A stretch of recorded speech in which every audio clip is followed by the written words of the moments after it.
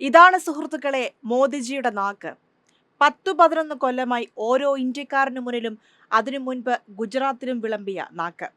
ഗുജറാത്തിൽ പാലും തേനും ഒഴുക്കിയെന്ന നാക്കുമായി ഡൽഹിയിലെത്തിയ ജി അതേ നാക്കുപയോഗിച്ച് ഇന്ത്യൻ ജനതയെയും പറ്റിച്ചു വരികയാണല്ലോ.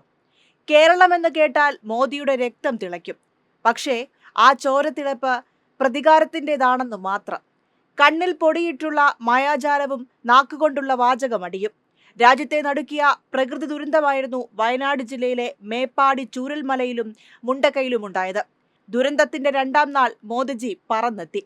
പിന്നെ ലോക ക്ലാസിക് സിനിമകളെ തോൽപ്പിക്കുന്ന അഭിനയം, നാക്കിട്ടടി, കണ്ണീരൊപ്പൽ. ദുരന്തത്തിനിരയായവർ മാത്രമല്ല, കേരളക്കരയാകെ പ്രതീക്ഷയുടെ എവറസ്റ്റ് കയറി. ഒടുവിൽ കിട്ടിയതോ വട്ടപൂജ്യം. ഇപ്പോഴിതാ പുതിയ അടവ്. ഇതിനെ ശരിക്കും വിളിക്കേണ്ടത് മോദിജിയുടെ നാക്കുകൊണ്ടുള്ള വായ്പാ തള്ള് അഥവാ തട്ടിപ്പെന്നാണ്. 2500 കോടി രൂപയുടെ പ്രത്യേക പാക്കേജാണ് നാം വയനാട്ടിലേക്ക് ആവശ്യപ്പെട്ടത്. അതിനു പുറമെ പശ്ചാത്തല വികസനത്തിന് 535 കോടിയുടെ ഗ്രാന്റും ആവശ്യപ്പെട്ടു.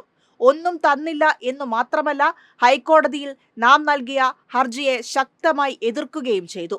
അതും കഴിഞ്ഞാണ് ഈ വായ്പാ തള്ള്. പൊതു കെട്ടിട നിർമ്മാണം, റോഡ് നിർമ്മാണം, കുടിവെള്ള വിതരണം, സ്കൂൾ കെട്ടിട നിർമ്മാണം തുടങ്ങിയവയ്ക്കാണ് ഗ്രാന്റ് ചോദിച്ചത്. എന്നിട്ടോ നയാ പൈസയില്ല. പകരമോ 530 കോടി രൂപ കടം തരാമെന്ന്. എങ്ങനെ തരും? അത്രയും തുക ഇനിയുള്ള 45 ദിവസത്തിനുള്ളിൽ വിനിയോഗിക്കണമെന്ന്. 45 ദിവസത്തിനുള്ളിൽ റോഡ് നിർമ്മിക്കണം, 45 ദിവസത്തിനുള്ളിൽ കെട്ടിടങ്ങൾ നിർമ്മിക്കണം, മറ്റെല്ലാം 45 ദിവസത്തിനകം പൂർത്തിയാക്കണം. എന്നിട്ടോ അതിന്റെ കാശ് മുഴുവൻ സംസ്ഥാന സർക്കാർ ചെലവഴിക്കണം. ചെലവഴിച്ച ശേഷം വിനിയോഗ സർട്ടിഫിക്കറ്റ് ഹാജരാക്കിയാൽ 530 കോടി കടം അനുവദിക്കാമെന്ന്. ഏതാണ് ആ കടം?